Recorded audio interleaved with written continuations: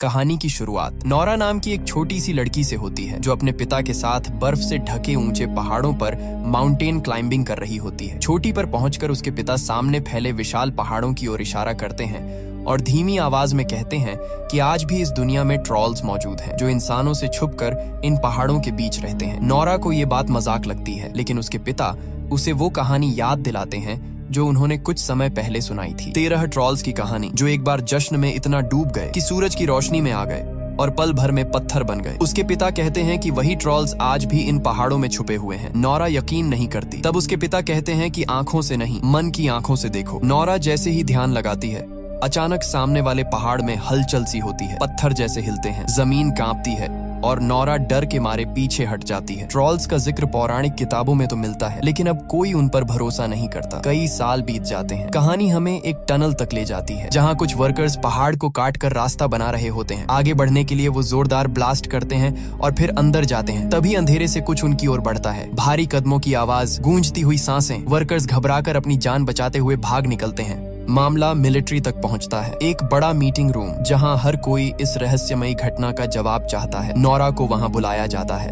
अब नौरा बड़ी हो चुकी है, एक साइंटिस्ट जो धरती पर कभी मौजूद रहे प्राचीन जीवों पर रिसर्च करती है। मीटिंग में टनल के आसपास की हेलीकॉप्टर फुटेज चलाई जाती है। ज्यादातर लोग इसे तूफान का असर मान लेते हैं, लेकिन नौरा स्क्रीन पर झुककर ध्यान से देखती है और कहती है कि ये सिर्फ तबाही नहीं है, यहाँ पैरों के निशान हैं, बेहद बड़े, ऐसे निशान जो आसमान से शूट की गई फुटेज में ही साफ दिख सकते हैं। उसकी बात पर कमरे में हंसी गूंज जाती है। तभी एक लड़की दौड़ती हुई आती है और बताती है कि टनल के अंदर से नई वीडियो फुटेज आई है। जैसे ही वीडियो चलती है, कमरे में सन्नाटा छा जाता है। अंधेरे के बीच एक विशालकाय क्रिएचर की झलक दिखती है, इतना बड़ा कि इंसान उसके सामने कुछ भी नहीं लगते। इसी दौरान कहानी हमें नदी के किनारे बने एक छोटे से घर में ले जाती है। एक बुजुर्ग कपल डाइनिंग टेबल पर बैठा खाना खा रहा होता है। बाहर उनका कुत्ता जोर जोर से भौंक रहा होता है। अचानक जमीन हिलने लगती है, दीवारें कांप उठती हैं। दोनों घबराकर तहखाने की ओर भागते हैं और दरवाजा बंद कर लेते हैं। ऊपर से भारी चीजों के टूटने कुचलने की आवाजें आती हैं। कुछ देर बाद सब शांत हो जाता है। डरते हुए वो तहखाने का ढक्कन खोलते हैं और ऊपर देखते हैं। उनका घर बुरी तरह तबाह हो चुका होता है, जैसे किसी ने उसे खिलौने की तरह तोड़ दिया हो। और यहीं से एक और भी बड़ा खतरा चुपचाप सामने आने लगता है। इस केस को समझने के लिए नौरा और उसका साथी एंड्रियास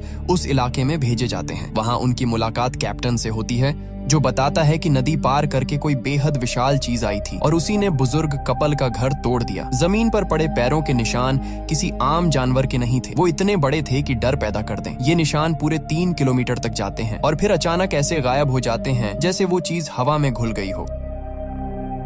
सबसे बड़ा सवाल यही था कि अगर वो यहाँ तक आई थी तो फिर गई कहाँ। नौरा उन्हें अपने पिता के पास ले जाती है। उसके पिता हमेशा से दुनिया से अलग सोचते आए थे और पहाड़ों में रहने वाले ट्रॉल्स पर सालों से रिसर्च कर रहे थे। घर में घुसते ही दीवारों पर लगी अजीब तस्वीरें और स्केच दिखाई देते हैं। ट्रॉल्स की शक्लें, उनके निशान, पहाड़ों के पैटर्न, ऐसी चीजें जिन पर दुनिया हंसती है और जिन्हें नजरअंदाज कर देती है। नौरा के पिता बताते हैं कि कई साल पहले भी पहाड़ों से कुछ ऐसा ही निकला था और फिर अचानक गायब हो गया। सरकार को सब पता था, लेकिन डर के मारे उन्होंने सच्चाई को दबा दिया। नौरा जब बताती है कि आज फिर वैसी ही घटना हुई है, तो उसके पिता की आंखों में यकीन उतर आता है। उनके लिए अब कोई शक नहीं बचता। वो कहते हैं कि हजारों साल पहले ट्रॉल्स खुलेआम इस दुनिया में रहा करते थे और जो इंसान उनके करीब जाने या उनसे रिश्ता बनाने की कोशिश करता था, उसे सजा दी जाती थी। इसके बाद नौरा, उसका पिता एंड्रियास और कैप्टन उस जगह पहुंचते हैं जहां पैरों के निशान मिले थे। नौरा के पिता पहाड़ों और पत्थरों को इस तरह गौर से देखते हैं जैसे वो जिंदा हों। एंड्रियास और कैप्टन को ये सब पागलपन लगता है। पूरी दुनिया की तरह वो भी मानते हैं कि ट्रॉल्स सिर्फ कहानियों में होते हैं। खुद नौरा भी अब तक अपने पिता पर पूरी तरह यकीन नहीं कर पाई होती। नौरा जब निराश होकर कहती है कि यहाँ कुछ भी नहीं है, तभी आसमान अचानक बदलने लगता है। बादल घिर आते हैं, हवा भारी हो जाती है। नौरा को एक अजीब सी गंध महसूस होती है। वो पीछे मुड़कर एक बड़े से पत्थर को देखती है और उसी पल उस पत्थर की एक आंख खुल जाती है। जो वो पत्थर समझ रही थी, वो असल में एक ट्रॉल होता है, विशाल, डरावना और जिंदा। चारों के होश उड़ जाते हैं। वो किसी तरह हेलीकॉप्टर में बैठकर वहां से निकलते हैं। पूरी घटना को लाइव रिकॉर्ड किया जा रहा होता है और सीधा मिलिट्री कैंप तक पहुंचता है। बड़े बड़े अफसर स्क्रीन पर वो क्रिएचर देखते हैं और अब किसी को शक नहीं रहता। ये कोई कहानी नहीं, बल्कि एक खतरनाक मिथिकल क्रीचर है जो पूरी दुनिया के लिए खतरा बन सकता है। नोरा कैंप में पहुंचकर कहती है कि वो इस क्रिएचर पर और स्टडी करना चाहती है, लेकिन प्राइम मिनिस्टर साफ मना कर देती है। उनका कहना होता है कि जब तक रिसर्च चलेगी तब तक ये पूरी दुनिया के लिए तबाही बन सकता है। नोरा का काम यहीं खत्म माना जाता है और अब मामला मिलिट्री के हाथ में होता है। उनका फैसला साफ होता है, ट्रॉल को मार दिया जाएगा। कैप्टन अपनी टीम के साथ ऑपरेशन की तैयारी करता है। नोरा जिद करती है कि वो भी साथ जाएगी। इजाजत नहीं होती, फिर भी कैप्टन उसे, उसके पिता और एंड्रियास को अपने साथ ले जाता है। सब उस इलाके में घात लगाकर बैठ जाते हैं जहां ट्रॉल के आने की उम्मीद होती है। कुछ ही पलों में जमीन कांपने लगती है और उनके सामने वो विशाल ट्रॉल आ खड़ा होता है। उस पर लगातार हमले किए जाते हैं। गोलियों और धमाकों से ट्रॉल भड़क उठता है। गुस्से में वो पलटकर हमला करता है। चीखें, अफरा तफरी और तबाही हर तरफ फैल जाती है। कई सैनिक मारे जाते हैं और अब हालात ऐसे हो जाते हैं कि हर कोई सिर्फ एक ही चीज चाहता है, किसी भी तरह वहां से जिंदा निकल जाना। लेकिन तभी नोरा के पिता अचानक ट्रॉल के सामने आ जाते हैं। गोलियों और धमाकों के बीच वो ऊंची आवाज में उससे कहते हैं कि शांत हो जाओ, अब कोई तुम्हें नुकसान नहीं पहुंचाएगा। हैरानी की बात ये होती है कि ट्रॉल सच में रुक जाता है। उसका गुस्सा थमने लगता है। साफ हो जाता है कि वो इंसानों की भाषा समझता है। इससे पहले कि नोरा के पिता कुछ और कह पाते, पीछे से कुछ सैनिक फिर हमला कर देते हैं। अगली ही पल ट्रॉल गुस्से से पागल हो जाता है। वो एक टैंक को अपने पैरों तले कुचल देता है और झटके में नोरा के पिता पर भी वार करता है। वो दूर जाकर गिरते हैं। ट्रॉल की आंखों में उस वक्त अजीब सा दर्द और उलझन दिखती है, जैसे वो खुद नहीं जानता कि वो क्या कर रहा है। फिर वो वहां से चला जाता है। नोरा दौड़कर अपने पिता के पास पहुंचती है। वो जमीन पर पड़े होते हैं, जिंदगी की आखिरी सांसें लेते हुए। कांपती आवाज में वो बस इतना कहते हैं, रॉयल पैलेस और घर। इतना कहकर उनकी सांस थम जाती है। नोरा पूरी तरह टूट जाती है। बचपन में माँ को खो चुकी नोरा के लिए अब इस दुनिया में कोई भी नहीं बचता। उसके पिता के पीछे छोड़े हुए नोट्स ही उसका सहारा बनते हैं। जब वो उन्हें पढ़ती है तो एक अहम बात सामने आती है। ट्रॉल्स को चर्च की घंटियों से नफरत होती है। इसी वजह से पुराने जमाने में वो सबसे पहले चर्चों पर हमला किया करते थे। नोरा तुरंत कमांडर से बात करती है और कहती है कि ट्रॉल पर बम गिराने की जरूरत नहीं है। उसके पास एक और तरीका है। हिचक के साथ ही सही उसे एक मौका दे दिया जाता है। नोरा हेलीकॉप्टरों पर चर्च की घंटियां लगवाती है और उन्हें ट्रॉल के चारों तरफ उड़ाया जाता है। घंटियों की आवाज सुनते ही ट्रॉल बेकाबू होने लगता है। वो पागलपन में हेलीकॉप्टरों पर हमला करता है। इस अफरा तफरी में एक बच्चे की जान जाते जाते बचती है। सबको लगता है कि अब सब खत्म है, लेकिन अगले ही पल ट्रॉल उस बच्चे को पकड़कर सुरक्षित जमीन पर रख देता है। ये देखकर पूरी दुनिया सन्न रह जाती है। उसी दौरान ट्रॉल की नजर उस हेलीकॉप्टर पर पड़ती है जिसमें नोरा होती है। कुछ पल वो उसे देखता है और फिर चुपचाप वहां से चला जाता है। ऑपरेशन नाकाम मान लिया जाता है। नोरा को मिशन से हटा दिया जाता है और फैसला होता है कि अब ट्रॉल पर भारी मिसाइलें दागी जाएंगी। पूरे शहर को खाली करवाने की तैयारी शुरू हो जाती है। नोरा समझ नहीं पाती कि अब क्या करे। तभी उसे अपने पिता के आखिरी शब्द याद आते हैं, रॉयल पैलेस। उसे यकीन हो जाता है कि ट्रॉल वहीं जाएगा। बिना समय गंवाए वो एंड्रियास के साथ सीधे किंग पैलेस की ओर निकल पड़ती है। किंग पैलेस पहुंचते ही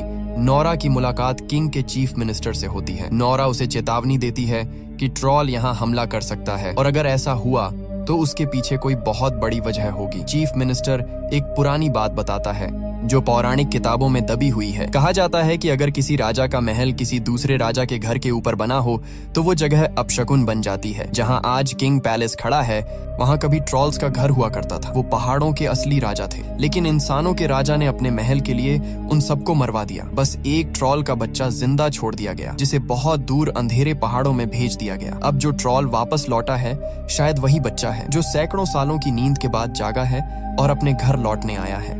इसके बाद चीफ मिनिस्टर उन्हें एक खुफिया जगह पर ले जाता है। वहाँ विशाल कंकाल रखे होते हैं, ट्रॉल्स के कंकाल जिन्हें सदियों पहले मार दिया गया था। साफ हो जाता है कि रॉयल फैमिली को शुरू से सब पता था, लेकिन सच को हमेशा दुनिया से छुपाया गया। नोरा एक कंकाल की हड्डी पर यूवी टॉर्च की रोशनी डालती है। देखते ही वो हिस्सा धीरे धीरे पत्थर का बन जाता है। उसी पल उसे अपने बचपन की वो कहानी याद आती है, 13 ट्रॉल्स की कहानी जो सूरज की रोशनी में आकर पत्थर बन गए थे। अब नोरा समझ जाती है कि ट्रॉल को रोका कैसे जा सकता है। वो तुरंत कैप्टन को कॉल करती है और बताती है कि अब उसे रास्ता मिल गया है। ट्रॉल को हराने के लिए बहुत बड़े यूवी लाइट सिस्टम की जरूरत होगी और उसे खुले में लाना होगा। कोई भी मिसाइल्स का इस्तेमाल नहीं चाहता क्योंकि उससे पूरा इलाका तबाह हो सकता है। ट्रॉल को अपनी तरफ खींचने के लिए नोरा एक बड़ा रिस्क लेती है। वो अपने साथियों के साथ एक गाड़ी में ट्रॉल का कंकाल बांध देती है। ट्रॉल उसे महसूस करता है और उनकी गाड़ी का पीछा करने लगता है, लेकिन जैसे ही नोरा गाड़ी रोकती है वो कंकाल नीचे गिर जाता है। ट्रॉल उसे उठाता है उसे देखता है और अचानक भावुक हो जाता है। वो समझ जाता है कि अब इस दुनिया में उसका कोई भी नहीं बचा। उसी भावुक पल में कंकाल उसके हाथ से फिसल जाता है और टूटकर चकनाचूर हो जाता है। दर्द और गुस्से से भरा ट्रॉल दहाड़ मारता है और नोरा की गाड़ी के पीछे दौड़ पड़ता है। नोरा पूरी ताकत से गाड़ी भगाती है। उधर मिसाइल लॉन्च का वक्त आ चुका होता है। एंड्रियास की एक दोस्त उसी डिपार्टमेंट में होती है जहां से मिसाइल छोड़ी जानी होती है। एंड्रियास उससे सिस्टम को हैक करके जैम करने को कहता है। वो ऐसा कर देती है। बटन दबाया जाता है लेकिन मिसाइल एक्टिवेट नहीं होती।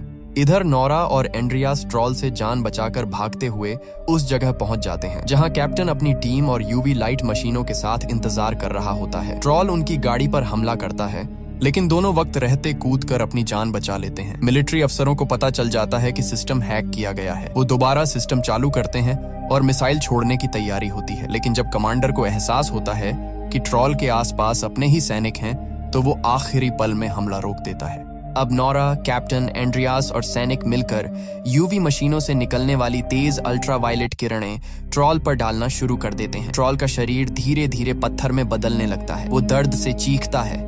पूरा इलाका उसकी आवाज से कांप उठता है। उसी पल नोरा को एहसास होता है कि जो हो रहा है वो गलत है। जिस कुदरत ने इंसान को बनाया उसी कुदरत ने ट्रॉल्स को भी बनाया था। ट्रॉल्स कभी इंसानों के लिए खतरा नहीं थे, फिर भी इंसानों ने उन्हें मिटा दिया। नोरा अचानक मशीनें बंद कर देती है और ट्रॉल के सामने खड़ी हो जाती है। वो चिल्लाकर उससे कहती है कि यहाँ से चला जाओ, फिर से अंधेरों में कहीं खो जाओ, नहीं तो इंसान तुम्हें मार देंगे। ट्रॉल उसकी बात समझ रहा होता है और कुछ पल के लिए सब कुछ थम सा जाता है। लेकिन इससे पहले कि ट्रॉल कुछ करता, आसमान में सूरज की पहली किरणें फैलने लगती हैं। वही रोशनी, वही अल्ट्रावायलेट रेज जो उसके लिए जहर से कम नहीं थी, सीधे उसके शरीर पर पड़ती है। ट्रॉल दर्द से कराहता है। उसका विशाल शरीर धीरे धीरे सख्त होने लगता है और कुछ ही पलों में वो पूरी तरह पत्थर का बनकर जमीन पर गिर जाता है। सदियों से भटका हुआ वो प्राणी यहीं शांत हो जाता है और इसी के साथ ट्रॉल का अंत हो जाता है। इसके बाद प्राइम मिनिस्टर नोरा के पास आती है और ठंडे लहजे में कहती है कि उसके पिता की सारी कहानियां सिर्फ अफवाहें थीं। लेकिन नोरा और एंड्रियास के लिए ये किसी जीत जैसा नहीं होता। ट्रॉल की मौत उन्हें भारी लगती है। एंड्रियास, जो हमेशा सरकार के लिए काम करता आया था, अंदर से टूट चुका होता है। वो अपनी नौकरी छोड़ने का फैसला करता है क्योंकि वो अब सच लिखना चाहता है, एक राइटर बनना चाहता है। वो नोरा के साथ वहां से निकल पड़ता है। हम उस मोड़ पर पहुंचते हैं जहां पार्ट 1 खत्म हुआ था, लेकिन अब पार्ट 2 की कहानी थोड़ी अलग दिशा लेने वाली है और राज भी पुराने से कहीं ज्यादा खतरनाक है। फिल्म की शुरुआत एक गहरी और रहस्यमयी आवाज से होती है जो हमें उन ट्रॉल्स की कहानी सुनाती है जो हजारों साल पहले इंसानों के साथ इसी दुनिया में रहते थे। ये कोई खौफनाक मॉन्स्टर नहीं थे, बल्कि मासूम से जीव थे। उनका शरीर पत्थरों जैसा मजबूत था लेकिन दिल मिट्टी और पेड़ों की तरह नरम। वो कुदरत का ही एक हिस्सा थे। किसी को नुकसान नहीं पहुंचाते थे, बस धूप से दूर रहते थे क्योंकि सूरज की रोशनी उन्हें जिंदा से पत्थर बना देती थी। इंसानों के साथ हंसते खेलते शांति से अपनी जिंदगी जीते थे। फिर वक्त बदला। दुनिया में क्रिश्चियनिटी फैलने लगी और कुछ लोगों को लगने लगा कि ये धरती सिर्फ इंसानों की है। ट्रॉल्स को इस दुनिया का हकदार नहीं माना गया। मासूम ट्रॉल्स पर जुल्म शुरू हो गया। उन्हें जबरदस्ती खींचकर धूप में लाया जाता ताकि वो पत्थर बन जाए। होली वाटर और चर्च की घंटियां उनके लिए दर्द और कमजोरी का सबब बन गईं और इंसान इन्हीं चीजों का इस्तेमाल उन्हें खत्म करने के लिए करने लगे। यही कहानियां नोरा के पिता उसे बचपन से सुनाते आए थे। वो हमेशा कहते थे कि उन्हें इस बात का अफसोस रहेगा कि इंसानों ने उन बेगुनाह ट्रॉल्स की कभी मदद नहीं की। उस वक्त छोटी नोरा अपने पिता से वादा करती है कि अगर आज भी कहीं अच्छे ट्रॉल्स बचे होंगे तो वो हमेशा उनका साथ देगी। वक्त आगे बढ़ता है और हमें बड़ी हो चुकी नोरा दिखाई जाती है। उसके पिता अब इस दुनिया में नहीं रहे। उनके गम में नोरा समाज से दूर एक जंगल के बीच अकेली रहती है और ट्रॉल्स पर रिसर्च करती है। कुछ साल पहले उसका सामना असली ट्रॉल्स से हो चुका होता है। अब उसके मन में कोई शक नहीं बचा। जो कहानियां थीं वो सच्चाई बन चुकी थीं और नोरा पहले से कहीं ज्यादा यकीन और समझ के साथ अपनी रिसर्च कर रही होती है। एक दिन अचानक उसके घर में कोई घुस आता है। नोरा घबराती नहीं, वो पलटकर हमला कर देती है। लेकिन तभी पता चलता है कि वो चैड है, प्रेसिडेंट का पर्सनल सेक्रेटरी। वही शख्स जिसने पहले भी ट्रॉल्स से जुड़े मामलों में नोरा की मदद की थी। वो अब भी सरकार के लिए काम कर रहा होता है, लेकिन अंदर ही अंदर ट्रॉल्स को बचाने के रास्ते ढूंढ रहा होता है। उसे भी नोरा के पिता से यही सच्चाई पता चली थी कि ट्रॉल्स बुरे नहीं बल्कि कुदरत की एक भूली हुई कड़ी है। इस बार चैड एक बहुत बड़ा राज लेकर आया होता है। वो नोरा को अपने साथ एक खुफिया लैब में ले जाता है। वहाँ उनकी मुलाकात प्रोफेसर लहरी से होती है जो नोरा की तरह ट्रॉल्स पर ही रिसर्च कर रहे होते हैं। लेकिन लैब के अंदर जो नोरा देखती है वो उसकी कल्पना से भी बाहर होता है। वही ट्रॉल जो नाजी दौर में पहाड़ों से निकला था इस वक्त उस लैब में कैद होता है। वैज्ञानिकों ने उसका नाम जेरी रखा होता है। प्रोफेसर बताते हैं कि वो पिछले 100 सालों से गहरी नींद में है। नोरा को यह भी पता चलता है कि रिसर्च के नाम पर वैज्ञानिकों ने उसके शरीर के कई हिस्से काटे हैं। ये सुनते ही नोरा गुस्से और दर्द से भर जाती है। उसे ट्रॉल के लिए गहरा अफसोस होता है। वो चुपचाप एक लिफ्ट के जरिए उसके कान के पास पहुंचती है और धीमी आवाज में उसके लिए एक कविता सुनाने लगती है। उस आवाज में डर नहीं, सिर्फ अपनापन और दर्द होता है। नोरा के जज्बात कुछ ऐसा असर करते हैं कि 100 सालों से सोया हुआ जेरी अपनी आंखें खोल देता है। जैसे ही उसे एहसास होता है कि वो कैद है, वो पागल हो जाता है। गुस्से में वो पूरी लैब को तहस नहस करने लगता है। मशीनें टूटने लगती हैं, दीवारें कांप उठती हैं। एक झटके में वो नोरा की लिफ्ट को भी दूर फेंक देता है, लेकिन लिफ्ट के मजबूत सपोर्ट्स की वजह से नोरा की जान बच जाती है। और यहीं से कहानी एक और खतरनाक मोड़ पर पहुंच जाती है। दिखाया जाता है कि जेरी अब पूरी तरह आजाद हो चुका है। उसने लैब को तोड़कर बाहर कदम रखा है और जहां भी जाता है सिर्फ तबाही छोड़ता है। उसे इस बात की परवाह नहीं कि उसके पैरों के नीचे कार है, इंसान है या किसी का घर। जो भी रास्ते में आता है वो बेरहमी से कुचलता चला जाता है। एक जगह बच्चों की पार्टी चल रही होती है। हंसी, म्यूजिक और रोशनी के बीच अचानक छत टूटती है। अगले ही पल जेरी वहां पहुंच जाता है और बच्चों को पकड़कर खाने लगता है। साफ हो जाता है कि ये ट्रॉल पहले वाले ट्रॉल्स जैसा मासूम नहीं है। ये सच बहुत जल्दी नोरा और उसकी टीम के सामने आ जाता है। अब इसे रोकना जरूरी हो जाता है, चाहे जैसे भी हो। नोरा, चेड और बाकी टीम की मीटिंग प्रेसिडेंट के साथ होती है। प्रेसिडेंट का फैसला साफ होता है, इस ट्रॉल को मार दिया जाए। लेकिन नोरा और चेड इसके खिलाफ होते हैं। वो मिशन के लिए हामी तो भर देते हैं, लेकिन अंदर ही अंदर तय कर लेते हैं कि चाहे जो हो वो जेरी को मारने नहीं देंगे। इसी मिशन में कैप्टन क्रिस को भी शामिल किया जाता है। क्रिस एक सख्त और अनुभवी अफसर होता है। उसकी टीम बड़े बड़े हेलीकॉप्टर्स तैयार करती है, जिनमें ताकतवर यूवी लाइट्स लगी होती हैं। प्लान ये होता है कि रात के अंधेरे में जेरी को पत्थर बना दिया जाए। रात होते ही जब जेरी अभी भी शहर में तबाही मचा रहा होता है, हेलीकॉप्टर्स उसे घेर लेते हैं। यूवी लाइट्स उस पर डाली जाती हैं ताकि उसे कमजोर किया जा सके, लेकिन कुछ भी असर नहीं होता। जेरी और भड़क उठता है। गुस्से में वो जमीन से एक पूरा बिजली का टॉवर उखाड़कर लोगों की तरफ फेंक देता है। अफरा तफरी मच जाती है। इसी हमले में क्रिस के दोस्त का हेलीकॉप्टर तबाह हो जाता है और उसका दोस्त मारा जाता है। अपने दोस्त की मौत देखकर क्रिस का गुस्सा बेकाबू हो जाता है। वो बदले की आग में जलने लगता है और जेरी को किसी भी हाल में मार डालना चाहता है, लेकिन पीछे बैठी नोरा उसे रोकती है। वो उसे समझाती है कि असली मॉन्स्टर ट्रॉल्स नहीं बल्कि इंसान हैं जिन्होंने उन्हें ऐसा बना दिया। टीम नोरा से पूछती है कि अब क्या किया जाए, क्योंकि जेरी हर पल और ज्यादा खतरनाक होता जा रहा है। नोरा कहती है कि उसके पास एक आखिरी रास्ता है। वो सबको एक विशाल गुफा के अंदर ले जाती है। यहीं वो सच सामने लाती है। इस दुनिया में जेरी के अलावा एक और ट्रॉल भी मौजूद है। एक ऐसा ट्रॉल जो मासूम और शांत है। वही ट्रॉल जिससे नोरा की मुलाकात कई साल पहले हुई थी। वो बार बार उससे मिलने जाती रही और धीरे धीरे दोनों के बीच भरोसा बन गया। अब जेरी को रोकने के लिए नोरा उसी अच्छे ट्रॉल की मदद लेना चाहती है। नोरा यहाँ सबके सामने एक बहुत बड़ा सच रखती है। वो बताती है कि इंसानों ने लगभग सभी ट्रॉल्स को पहाड़ों और गुफाओं में घेर कर मार डाला था। उस तबाही में सिर्फ एक छोटा सा ट्रॉल का बच्चा बच पाया था, जो सदियों तक छुपा रहा और आज इतना बड़ा हो चुका है। वही ट्रॉल कुदरत है। नोरा ने ही उसे ये नाम दिया था। नोरा और चेड मिलकर प्यार से उसे एक नज्म सुनाते हैं और उससे गुजारिश करते हैं कि वो जेरी को रोके। कुदरत नोरा की बात मान लेता है और जेरी से मिलने के लिए आगे बढ़ता है, लेकिन जेरी के दिल में नफरत इतनी गहरी होती है कि वो किसी की बात सुनने को तैयार नहीं होता। वो जोर से जमीन पर पैर पटकता है। उस जोर से कुदरत के पैरों के नीचे जमी बर्फ टूट जाती है और कुदरत सीधे ठंडे पानी में गिर जाता है। ये देखते ही नोरा टूट जाती है। उसे लगता है कि कुदरत डूबकर मर गया। उधर जेरी आगे बढ़ चुका होता है। नोरा को समझ आ जाता है कि उसका अगला निशाना ट्रॉन्डाइम है, जहां सेंट उल्फ का चर्च है। नोरा, चेड और पूरी टीम तुरंत उसी दिशा में निकल पड़ते हैं। सब जानते थे कि इसी चर्च में सेंट उल्फ की कब्र कहीं छुपी हुई है, लेकिन आज तक किसी को वो मिली नहीं थी। चर्च के अंदर नोरा और चेड उल्फ की एक पुरानी पेंटिंग को ध्यान से देखते हैं। उसमें 3 अजीब निशान होते हैं। उन्हें एहसास होता है कि ये निशान दरवाजा खोलने की चाबी है। वो उन निशानों में 3 डंडे लगाकर दीवार को घुमाते हैं। भारी पत्थर सरकता है और आखिरकार एक छुपा हुआ रास्ता खुल जाता है। अंदर उन्हें सेंट उल्फ की लाश मिलती है, उसकी चांदी की तलवार के साथ। उल्फ के कपड़ों में से उन्हें एक अधूरा खत मिलता है। खत का दूसरा हिस्सा उस लैब में मिला था जहां जेरी को रखा गया था। दोनों हिस्सों की तस्वीरें मिलाकर जब पूरा खत पढ़ा जाता है तो एक चौंकाने वाली सच्चाई सामने आती है। हमेशा से ये माना जाता रहा कि सेंट उल्फ ने ट्रॉल्स को मरवाने का हुक्म दिया था, लेकिन सच ये था कि उसने कभी ट्रॉल्स को मारने का आदेश दिया ही नहीं था। वो तो सिर्फ उन्हें दुनिया के दूसरी तरफ भेजना चाहता था ताकि इंसान और ट्रॉल एक दूसरे से दूर शांति से रह सकें। लेकिन चर्च ने उसका हुक्म नहीं माना। चर्च के कहने पर सभी ट्रॉल्स को मार दिया गया और फिर सारा इल्जाम उल्फ पर डाल दिया गया। इस सच को हमेशा के लिए छुपाने के लिए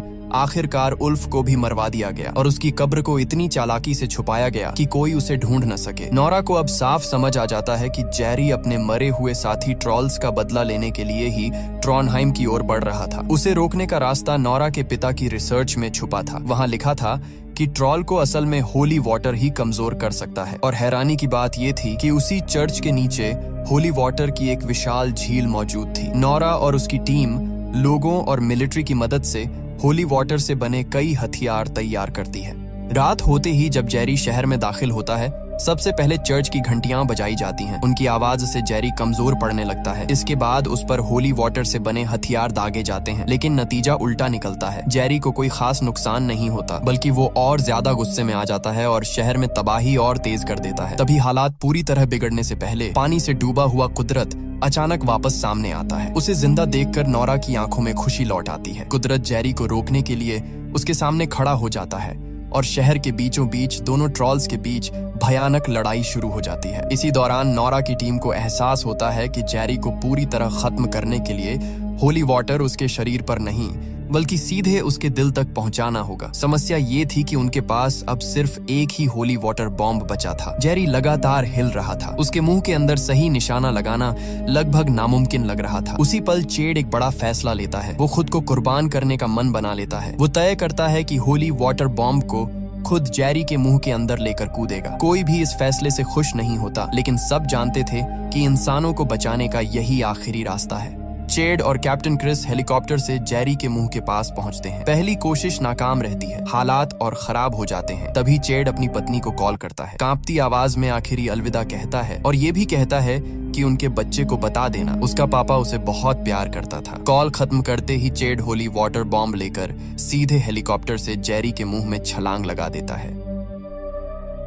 जोरदार धमाका होता है। रोशनी जेरी के सीने के अंदर तक फैल जाती है। उसका शरीर अंदर से टूटने लगता है। उसी पल कुदरत पीछे से अपना हाथ जेरी के सीने में डालता है और उसका दिल निकालकर दूर फेंक देता है। जेरी वहीं गिर पड़ता है। लड़ाई खत्म हो जाती है। इंसान जीत जाते हैं, लेकिन इस जीत की कीमत बहुत भारी होती है। नोरा और पूरी टीम चेड की मौत से टूट जाती है। फिर भी एक सच्चाई सबके सामने होती है। इंसानियत बच चुकी थी। पोस्ट क्रेडिट सीन में कुछ महीनों बाद का वक्त दिखाया जाता है। चेड की पत्नी के घर एक बेटे का जन्म होता है। नोरा के घर पूरी टीम छुट्टियां मनाने आती है। अचानक जमीन हिलने लगती है। नोरा बाहर निकलती है तो देखती है कि कुदरत उसके घर के पास खड़ा है। अब इंसानों को कुदरत की सच्चाई पता चल चुकी होती है। वो इंसानों का दुश्मन नहीं बल्कि उनका रक्षक है। इसलिए अब वो छुप कर नहीं, खुले में सुकून से रहता है। सीधे शब्दों में कहें तो इंसानों और ट्रॉल्स के बीच दोबारा दोस्ती हो चुकी होती है। ये दोस्ती कब तक कायम रहेगी ये कोई नहीं जानता, क्योंकि आखिरी सीन में दिखाया जाता है कि एक प्रोफेसर अब भी एक छोटे से ट्रॉल को अपनी खुफिया लैब में कैद करके रखे हुए है, जो धीरे धीरे बड़ा हो रहा है। उसके साथ आगे क्या होगा